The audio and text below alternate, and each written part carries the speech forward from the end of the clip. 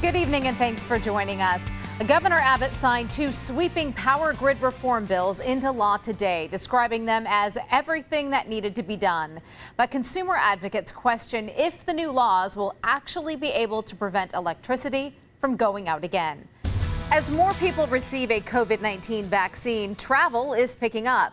But will a vaccine passport soon be required if you want to get out of town?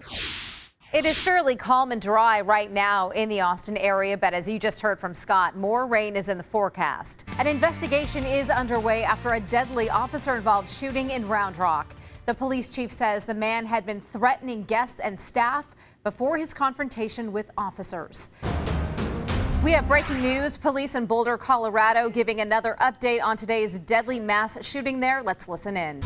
Delta 8, a strain of cannabis, is gaining popularity, and we are seeing a demand for it here in Austin. But is it legal? And how is it different from marijuana? Fox 7 Austin's Casey Bowen explains.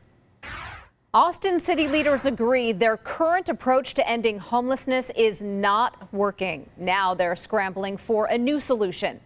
You describe your book as a love letter to life, a culmination of 35 years worth of journaling.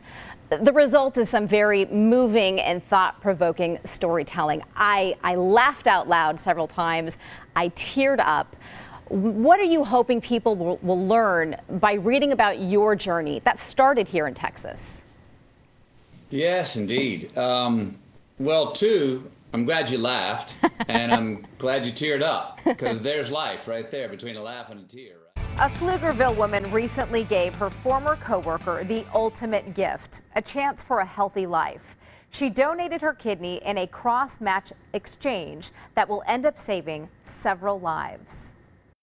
It just really tugged on my heartstrings that Jonathan's family was watching him suffer and probably wondering from day to day, and especially the children, what's going to happen to my daddy. Karen Welsh is talking about her former coworker, Jonathan Matthews, a 37-year-old married father of 6 who has a genetic condition that caused his kidneys to fail. I thought, you know what? You never know. What if I'm a match? In early 2020, Welsh secretly began going through medical screenings and tests to find out if she could be Matthews' donor.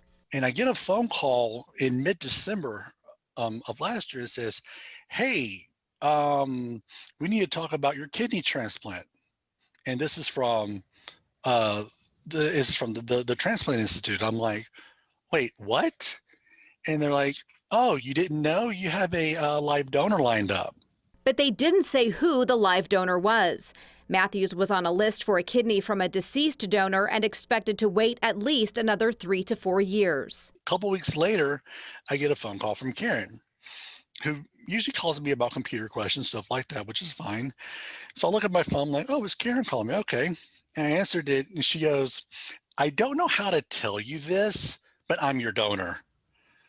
And the only thing you can hear from my side was a big, loud, what?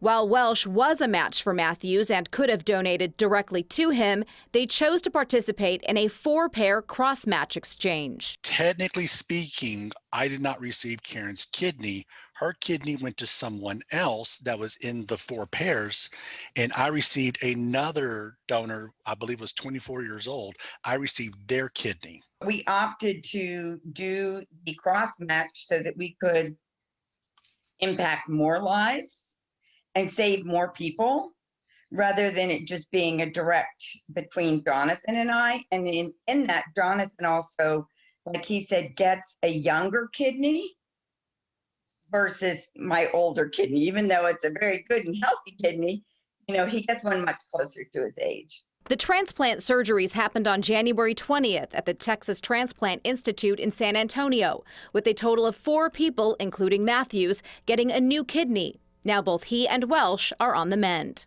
I don't think the English language has the proper words to share the gratitude, from me and from my family, my kids. You just can't put into words. Both Matthews and Welsh hope their story encourages other people to consider becoming living kidney donors. You can live a full, long, healthy life with 1 kidney. I would say, don't be afraid. I'm 64 years old. And if I could be a donor, then why can't other people? In addition to helping Matthews get a new kidney, Welsh has also started a GoFundMe account. She is raising money to cover the costs of his wife taking time off of work to care for Matthews, along with outstanding medical bills. If you would like to help out or learn more about becoming a living kidney donor, we do have links on fox7austin.com.